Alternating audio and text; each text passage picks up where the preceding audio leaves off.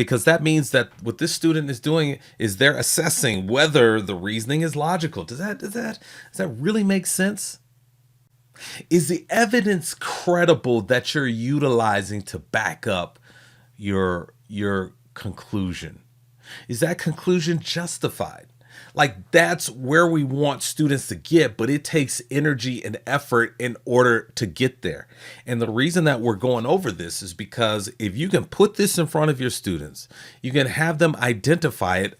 Hopefully, if they identify that, hey, I'm doing this, I'm analyzing and I'm evaluating an argument, and I can do this. Whoa. Now what you're doing is you're increasing student self-efficacy. And once students have that feeling, they want to feel that feeling again. That feels good because I could do this. In the 1800s in Europe, there was a mystery.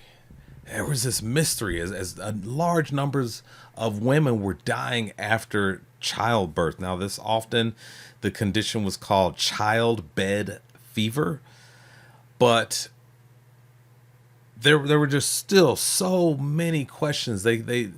Many believed that it was this childbed fever, but then there were a lot of other medical experts who were second guessing that conclusion. In Vienna, there was one maternity ward where you had maternity wards right next to each other. The one was the death rate for women was 5 times higher than the ward that was right next door, the wing of the hospital. And this was just so alarming. But there was one person who looked at the situation differently, and his name was Dr. Ignaz Semmelweis, and I probably messed up that pronunciation, but you get the point. Here we have this hospital in this wing, like we have mothers who are dying at an alarming rate, and in this other wing, not so much. But we have this Dr. Semmelweis. He starts to ask questions, and he understands that, okay, in this wing where we have the extremely high death rate, that's run by doctors. But in this ward or wing of the hospital, that's ran by midwives, and they had a lower death rate. Why is that? Why is that?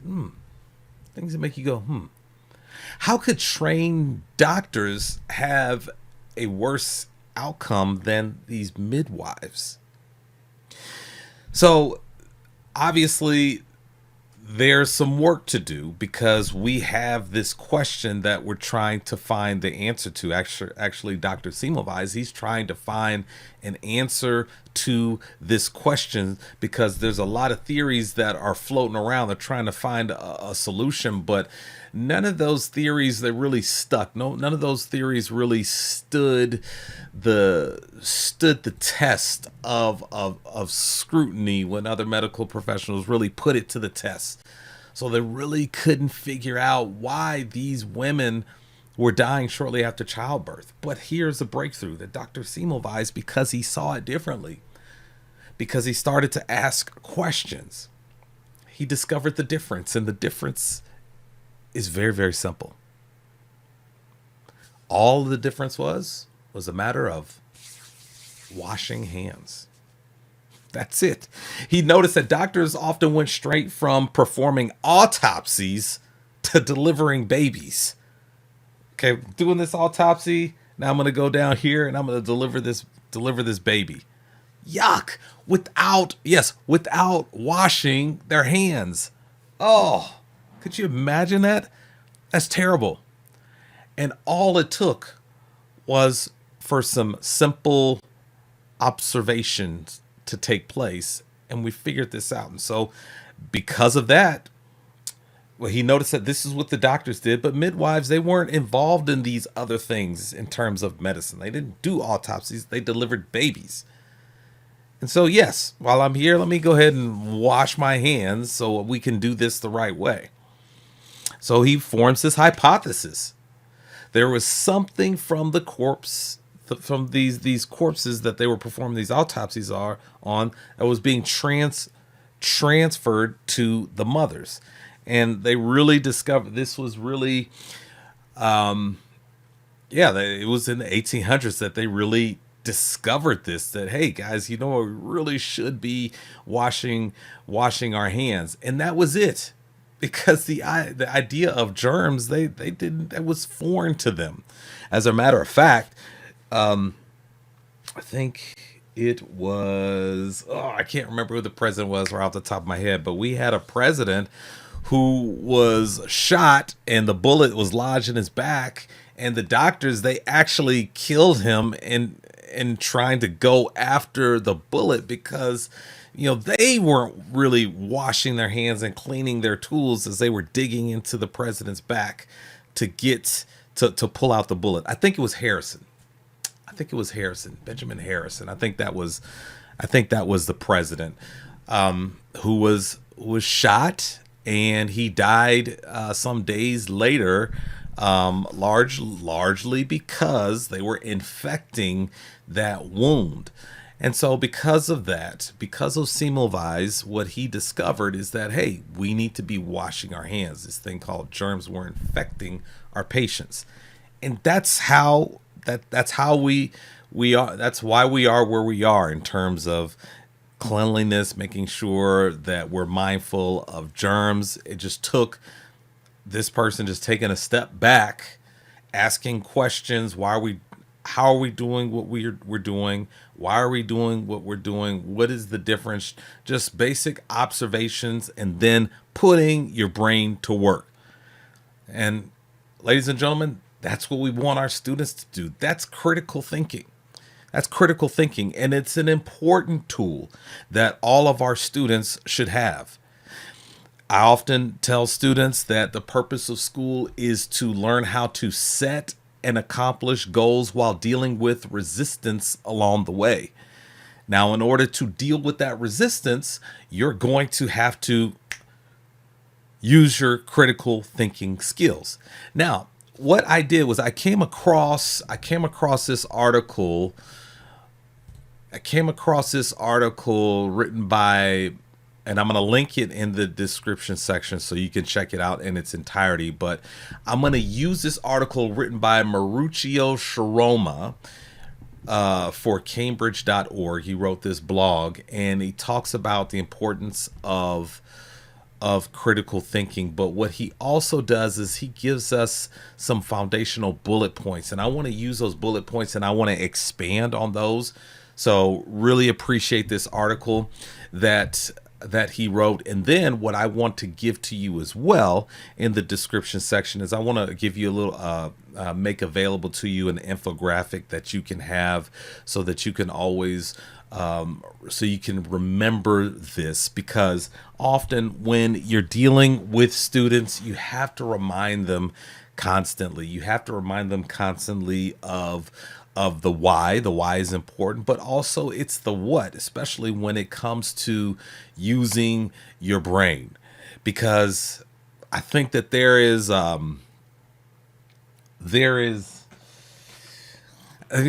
just that added effort. There's that added effort that we're asking from students when we ask them to use their critical thinking skills. It's a sharpness. It's a mindset. It's a mindset, and students have to work in order to keep that mindset sharp and active. And so I believe that if you have these things that I'm going to share with you, then that's going to help you to motivate your students to do exactly what you're asking them to do in terms of using and firing up those critical thinking skills. So number one, what we're asking students to do when we talk about critical thinking skills, well, no, let me take a step back. What we want students to do is we want them coming in class seeking something. I always told my students, and there was a sign above my door, it said enter seeking. And then as they left, there was a sign that said leave with new knowledge. So students have to come into the classroom seeking information, because really what we're doing when we talk about critical thinking skills, we're talking about the ability to acquire and analyze information. We want them to be able to acquire and analyze information. And out of that is going to come new thinking, new questions, new revelation. That's what we want. Now, number one, very simple, is we want them to be able to identify. You need to be able to identify links between ideas. And again, we're in the abstract here. We're in the abstract here, but it's still there. You need to see, hey, is there a cause and effect relationship here? Again, we're just breaking this down for students. Like these are the steps when we talk about critical thinking skills. These are the steps. These are the things that your brain has to do. So number one, again, identifying links between ideas. Is there a cause and effect relationship? That's very simple. Very simple. Is there, between these different ideas, is there something that we can build on in terms of their relationship? Or is there contrast? Do they contradict one another? We're looking, we're checking it out. We're looking at this information. And students are used to doing this from early on when we talk about doing Venn diagrams and different things like that. They're used to that. Because then what we want them to do is we want them to be able to connect the dots. Okay, how do we connect the dots? And largely, graphic organizers are really, really good for this when we talk about identifying those links between ideas. Really being that investigator and searching for those clues. How are they similar? How are they different? Just really staying in that pocket so that you're really scrutinizing those ideas, and you're looking for those links. You're looking for those differences within those ideas. So that's number one. Love that. That's number one. Again, very simple. There's nothing new here, but if you can describe it to them, if you can describe it to them and lay it out for them, so that when they're doing it, they can tell themselves, "Oh, wow, ooh, I'm doing this. Because I noticed that these were different. I'm doing this. I'm identifying these links or lack thereof between these ideas." All right, number two, we're analyzing and evaluating arguments. Again, we're analyzing and evaluating arguments. Now this involves breaking down an argument to understand its claims, its evidence, and underlying assumptions. Again, this one right here, it's not easy to do. Again, you have to stay. It's a mindset. You have to set your mind. You have to sit back and think. And it's unfortunate and it's challenging with technology today, because just sitting in silence is just such a foreign concept nowadays. And with me too. And I'm battling that as well. Just being alone and sitting in silence and reflecting and thinking, that's important. And for a lot of people, it can be very challenging to do. But if we want to do this, when we talk about analyzing and evaluating arguments, which means we need to break down an argument to understand its claims, the evidence, and underlying assumptions. Like, if a person can do that, they're in really, really, really good shape. Because that means that what this student is doing is they're assessing whether the reasoning is logical. Does that really make sense? Is the evidence credible that you're utilizing to back up your conclusion? Is that conclusion justified? Like, that's where we want students to get, but it takes energy and effort in order to get there. And the reason that we're going over this is because if you can put this in front of your students, you can have them identify it. Hopefully, if they identify that, hey, I'm doing this, I'm analyzing and I'm evaluating an argument, and I can do this. Whoa. Now what you're doing is you're increasing student self-efficacy. And once students have that feeling, they want to feel that feeling again. That feels good because I could do this. And what's also good about this is they also learn to detect bias. Are you manipulating me? Is that what you're doing here? Or is there flawed logic in your thinking? They're able to identify all of those things. And it's a good thing that we train students to do this. That's why it frustrates me so much when I hear about teachers in the news, because I cover educational news on my other YouTube channel, Bird Links. Go check it out, BYRDLINKS. That's why it frustrates me when I hear about teachers who are not honest in their approach to, if we want to have this, if you want to have a debate about current topics, that debate can't include your opinion forced onto the students. That's not the way it should be. That's not the way it should be. You want students to be able to think for themselves. And if they do have an opposite opinion of yourself, then as a teacher, we're not to attack them. And I give that example because I just looked at a story where there was a teacher who disrespected a student and insulted a student because he had a different political viewpoint than the teacher. And we just shouldn't be doing that. All right. So that's number 2. Number 3, here's the other thing.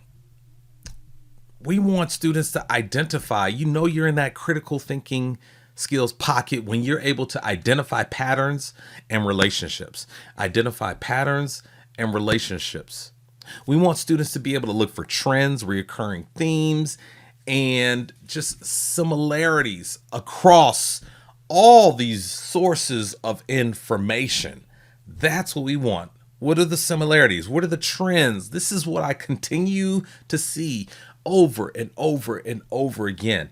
And maybe that's why I enjoy my job as an assistant principal, my role as an investigator. I like that because I'm challenged to, I've got to get this witness statement. If anything happens, I need a witness statement. I need a statement, anything. Give me a statement from these students. And then we look at it, we analyze, okay, is there a trend here? If we've got a trend, then that gives us enough to go off of so we can draw a conclusion and say, this is more than likely, this is what happened. This is the charge, and this is how many days you're going to get. So I like that. So check this out. When students are able to really see those patterns, then that helps them. It strengthens their confidence in their predictions, in their conclusions, in their inferences. It gives them that confidence. And when students have confidence, that's a really, really, really good thing. If students have confidence, you don't have to use as much energy to motivate them because, whoa, I'm feeling confident. I'm able to do this. Like my brain is doing this thing right now. I am using my critical thinking skills right now. And this is why I know this. So yeah. All right. So that's number 3. Number 4, separating what's necessary from what's irrelevant in a discussion. This part is not easy, okay? It's not easy, but it's important because I'm reminded of when I would give students assignments in the book. So they have to read this chapter and answer these questions that are at the end of the chapter. A lot of times what I would have students do is, what students decided to do was they would write down word for word what's in the book and just hope that the answer was in there. So what they were doing is they weren't turning on their brain. They weren't using their brain to discern, okay, I don't need this information. I just need this little piece right here. And that's why It's just very important to be able to do that, because I think that you waste a lot of time if you're not able to discern, okay, what is it that I need from this information and what is it that I can ignore? Because not all information is helpful to solving the problem. And it's challenging, but students, they'll just have to learn through practice to filter out unnecessary details, distractions, so that they can continue to focus on the core issue. And it takes practice along with your guidance as well. All right, let's keep moving. All right, so number 5, and I've got 6. I should have mentioned that before. I've got 6 here. We've got 6 bullet points, and we're on the 5th one. All right, number 5, identifying gaps in reasonings. Identifying gaps in reasoning. So sometimes you don't have, oftentimes, you don't have everything that you need. And sometimes when you hear something, you hear a conclusion, again, going back to that second bullet point, you need to analyze and evaluate the arguments, because those arguments, they can be a conclusion, but now what you have to do is you have to reverse, a critical thinker has to reverse engineer that argument and see, what are the gaps here? What am I missing? Like, this is what you believe, but I feel like I'm missing this information because I don't see what supports that belief, because it seems like there's a huge leap in logic to get to that argument. So can you tell me what I'm missing? And you see, it's a mix between number 4, 4 is in there as well, because when you're identifying those gaps in reasoning, you're also saying, this information is irrelevant. I don't need that, but I do need this information right here. So there's just, like, with all of this, you can tell there's mental gymnastics going on. But it's important that students stay in this pocket. Stay in this pocket. Stay in this arena and battle this thing out, because this is where you get better. This is where growth happens. If you're able to think better, you're going to perform better as a student. If you're able to think better, you're going to perform better. That's what it's all about. It's not necessarily about motivating students. It's about helping them to think better, to improve their thinking. Then they're going to be self-motivated on their own to do what they need to do to improve. And that's the job of a leader. That's the job of a leader. We want to light that fire inside of the students so that they drive themselves towards improvement. Okay, so yeah, identifying those gaps in reasoning so that they can understand, I don't have enough information to draw a conclusion or to determine if that conclusion if I agree with that conclusion or that statement, or that solution that was proposed. I'm not sure. I don't have enough information. And there's nothing wrong with students arriving at that conclusion, that we actually want them. We want them there. All right. So, so again, before I go to number 6, let me go through those again. So we have 1, identifying links between ideas. 2, analyzing and evaluating arguments. 3, identifying patterns and relationships. 4, separating what's necessary from what's irrelevant in the discussion. 5, identifying those gaps in reasoning. And 6, finally, using these skills to form an argument, solve a problem, or reach a conclusion. Now, this is it right here. Again, this is when we want students to think for themselves. This is the final step. This is the final step. You need to come up with your own hypothesis. You need to be able to synthesize this information and come up with a well-reasoned argument or solution. And you need to learn how, and students need to learn how to justify their thinking with evidence and clearly communicate their conclusion and that evidence that they're using to support their conclusion. And this is, ladies and gentlemen, this is what we want students to do. We want students to think for themselves. We want students to develop and get as many reps as possible in this arena, in this gym, exercising that brain. This is where students need to be. This is how we lead students, how we encourage them, and how we motivate them, if you will, to learn and grow. By keeping them in this, giving them time and experience in this arena where they're becoming better thinkers so that they can become better performers. That's what we want for our students. We want our students to be very good critical thinkers.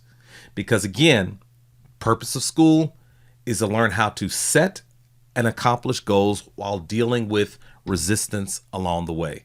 And we deal with that resistance along the way by being really good critical thinkers. Because there's going to be problems. There's going to be problems that come our way, and life is the quality of our life is going to depend on how we approach those problems. Do we give up? Do we fold? Do we blame someone else? Or do we activate our critical thinking skills? Do we get into the problem solving process? That's what we want for our students. All right. Well, thank you so much for tuning in to the Marvin Bird Show. I thank you so much for your time. And until next time, please never forget that teachers are leaders.